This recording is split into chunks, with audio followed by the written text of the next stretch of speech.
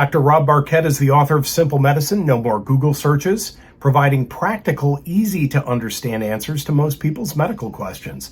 Dr. Barkett practices internal medicine in Mansfield, Ohio, and today we are talking about respiratory illnesses. Okay, so why has my nose been running since the beginning of winter? Well, I get that question every day. I get it in the winter now. I get it in the summer. I still don't know. I see it a lot more post-COVID. I'm not for sure if that has to do with it, if it's climate changes, allergies. But believe me, if you have a runny nose, you wake up every morning, you hack up for an hour and it goes away, you are fine. There is no infection. Okay. When we hack something up, it could be clear. It could be anything on the color spectrum from a light yellow to a dark brown, or in certain cases, it could be green. Where in the color spectrum do we call Dr. Barkett? Well, we always have been taught that the color of the sputum does not mean a thing. No, between infectious and non-infectious. But usually, like we said, the little clear nasal drainage that you wake up every morning with and hack out, that's fine. But if there is suspect of infection, it really doesn't matter if it's clear sputum, yellow or green. It doesn't, to me, if it's yellow or green, it's infectious till proven otherwise. I see. Okay. But it doesn't tell me the difference if it's a viral infection, which 95% of all our infections in the upper respiratory tract, or bronchitis or pneumonia, otitis media, ear infections, 95% are viral and run their course. And this is a subject of a lot of patient complaints in my office because I still play hardball. I always say, if you're going to Vegas and you've had this common symptoms of sinus or bronchitis, your head's congestion, your nose is running, your throat's sore, you have a painful lymph nodes in your neck, you're spitting up phlegm, or if it's just a dry hacking cough. Right. We know 95% are not going to be treated.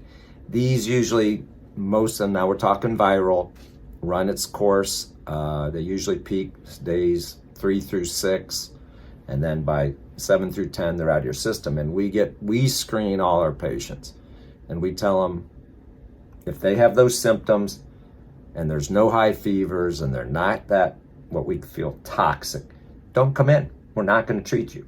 We have our fair share that still come in on day 3 and want their antibiotics. And I say, sorry, because it's not going to help. It's not going to help 95% of the time. Now, there are times, if they look really ill and they're, short of breath and their temperature's high, and I'm like, wow, this is more than just a virus. Maybe I tell them to come in, first of all. But like I said, the majority of the time, and why don't we want antibiotics? Because 1, they're inappropriate at that time. 2, if I keep treating people with antibiotics, they're going to become resistant. Right. 3, they can get C. difficile colitis, which is a diarrhea you don't want, and then then you need another antibiotic to treat that. And then down the road, these bacteria are smart. So if you're killing good bacteria, and down the road you have a regular strep infection, I'm like, everything's resistant to it. I got to send you to the hospital, for IV antibiotics. That's horrible. So, again, patients, don't get mad at your doctor. We're doing the best we can. I try to stay off antibiotics, and I eat a lot of yogurt, so maybe that'll help. Just like, I have one that, as of course the complaints on Google, it's like they came in, it was the second day of a cold, and I wouldn't give it to them, so they went right over to the urgent care, and the urgent care gave what only antibiotics they know is a Z-Pack, and they took 1 Z-Pack and they were cured. Well, that's not true. I know. Right. So we as physicians try to play the percentages. We should get you a prescription pad and have like a box for hot tea, a box for chicken soup, a box for sleep, and then you check them off and hand them to the patient, and at least they'll feel like they'll feel good. And then on the other side of that, I'll put take your Mucinex or Mucinex DM, take your Tylenol Sinus, Dayquil, NyQuil, because all those are perfect for any head cold, sinus infection, bronchitis. Yeah, well, you said sinus. What is sinusitis? Well, that is by far and away the most common infection that I've seen in 30 years here. Okay. And we have 8 sinus cavities up here, behind the eyes, here. And these cavities get filled with mucus, and you just can't believe how much they can produce on a daily basis. So it's usually when one of those cavities or more have become infected. And say, when do I treat this for, or when do I suspect a bacterial infection? Probably most common cause is strep. That you may have sinus pain. It's lasts 7 to 10 days. You're not getting any better. Most of the time they got better, now they're worse. And then I feel it's appropriate, because you can have a bacterial infection on top of a virus, or the bacteria has may have been a chronic infection now that it's reared its ugly head. And the good thing about these antibiotics, when we treat the sinus infection, it doesn't matter if it's sinus or bronchitis. Sometimes that's really hard. And what is the difference between the two? Bronchial is the lungs? So with the bronchial in the lungs, it comes into the bigger trees there. Okay. So it's more in the bronchial tubules, not draining down. Most it's draining down from the sinuses. Sometimes the drainage or gets stuck right here in your lungs. And more common if you're asthmatic or have emphysema or COPD or some type of underlying disease. And usually the difference is, I looked into the shortness of breath, how short of breath they are, and then the lung exam. Right. And if the lung exam, they're wheezing and rattling and stuff like that. Well, it would make sense that if you're asthmatic, it's going to exacerbate whatever you have going on.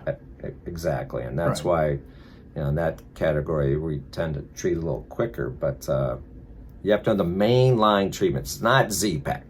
Zithromax, everyone thinks that treat all, do all, but that's not the case. Number one is still the good old amoxicillin, clavulanic acid, or Augmentin, or doxycycline, another old school medicine. Both those are twice a day for 10 days. I got a good one for you. This will jog your memory. Remember Avalox? That's an old one. And I have to tell you that every time, and this goes back 30 years, every time I had bronchitis, which was habitual back then, I developed a particular taste in my mouth, so I knew what was coming. And Avalox cleared it up every time. Boy, we don't even have that or think about that now. But that Avalox was a quinolone.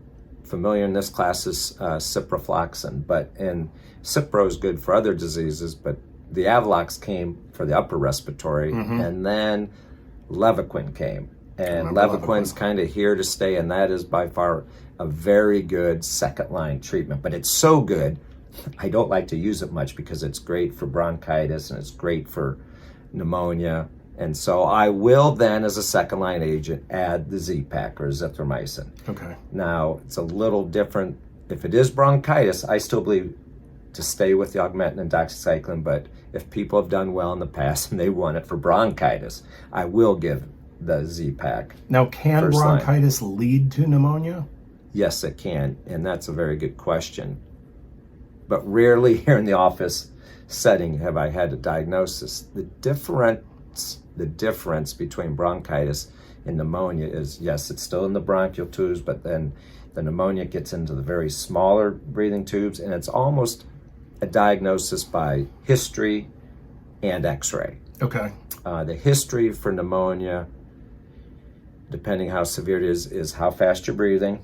Okay. If it's over 20, breaths per minute, 24, your heart rate. If your heart rate starts to go over 100, your blood pressure is much lower than it used to be, or less than 90 over 60, and they look ill, then I'm very, very concerned about pneumonia.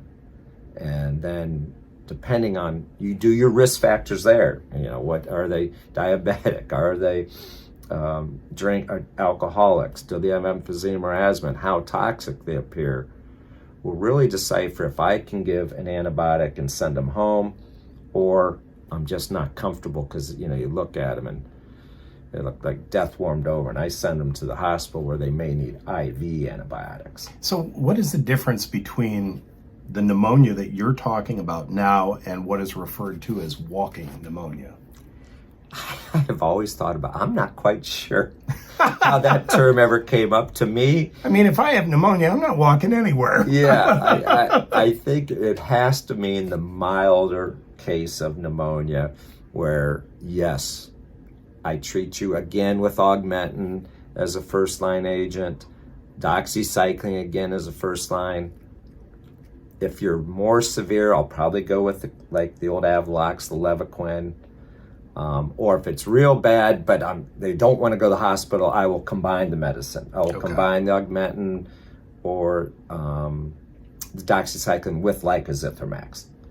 And so I think walking pneumonia means, hey, you're walking, you're talking, you're not in bed, and you can still be treated as the outpatient. What is the risk of not treating bronchitis or pneumonia? Well, that's where it comes as the doctor's judgment. We don't want to get fooled. We're playing the percentage. I told you 95% are viral.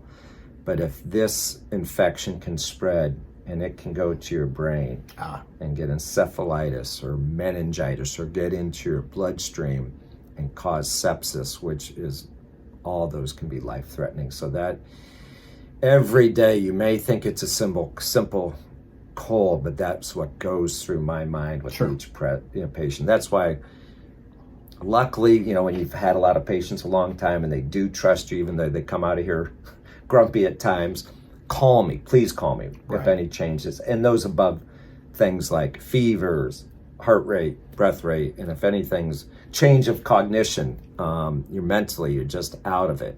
And I saw a gentleman last week. I mean, one look at him, I said, this isn't, Jack. Yeah.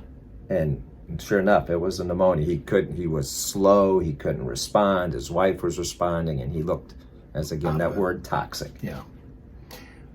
Every year there seems to be a new buzzword. This year it's RSV. What is it, and do we need a vaccine for it? Yes, for years and years, this RSV, the respiratory syncytial virus, well, say for my past 30 years, childhood virus. Okay. Just childhood, it doesn't happen. It doesn't occur in adults. So it never even thought of. It's always the Haemophilus, and the influenza, and the other hundreds of viruses, and then COVID. They did a study finally with all these hospitalized patients, mostly over 60, and some with no risk factors, some, that have chronic kidney disease, lung disease, heart failure, diabetes, and found out a much more, not a majority, but a significant amount of people had this RSV in adults over 60. Then they did a study, I think, with 25,000 patients, and ones who got vaccinated versus placebo, like from 82 to 92, depending on risk factors percent, never got the RSV infection if they received the vaccine. So if you have risk factors over 60, definitely get the RSV vaccine. Okay. Now, you had said that RSV was something that, beckoned memories of childhood and a disease from a long time ago. Now we're hearing that pertussis, or what they call whooping cough, is back on the scene. I thought we got vaccinated for that when we were like 3. We really did, and it was, I've heard the whooping cough, and it is a cough unlike any other. What does that mean? I mean, is it just a hard... It's a harsh, high bark. I see. It's like a barking cough, like a dog. Okay. And, it's the diphtheria which causes the whooping cough. And that's usually part of the tetanus shot. And it's maybe about 5 years ago, not all, but many women would not let, or the guys too, if they had young kids, they didn't want their parents or grandparents around the kid unless they got another vaccination of the diphtheria. I got it. So it's really come back into play. It's much more, people are acquiring this infection, which we thought was eradicated. So I always ask this question, what can we do when we're talking about respiratory illness? What can we do to strengthen our lungs? How can we strengthen our lungs? You really can't strengthen your lungs, but it's like when we had COVID and people were staying at home, weren't going out in public, weren't going to church with a cough, weren't going to the grocery store, wearing their mask. I didn't see anything. I didn't see sinus. I didn't see bronchitis. I didn't see pneumonia. So basically avoidance is the biggest thing. And then the other obvious one is, don't smoke. Right. But there's nothing else to really help prevent that other than... So getting on the treadmill, walking, that's good for your body, for circulation, but it doesn't necessarily strengthen the lungs? No, not at all. We've been talking about respiratory illness. The doctor is Dr. Robert Barkett Jr. The book is Simple Medicine, and you can go online to simplemedicinebook.com and buy it, or you can find it at your local book retailer. I'm Jay Fox. Thanks so much for watching.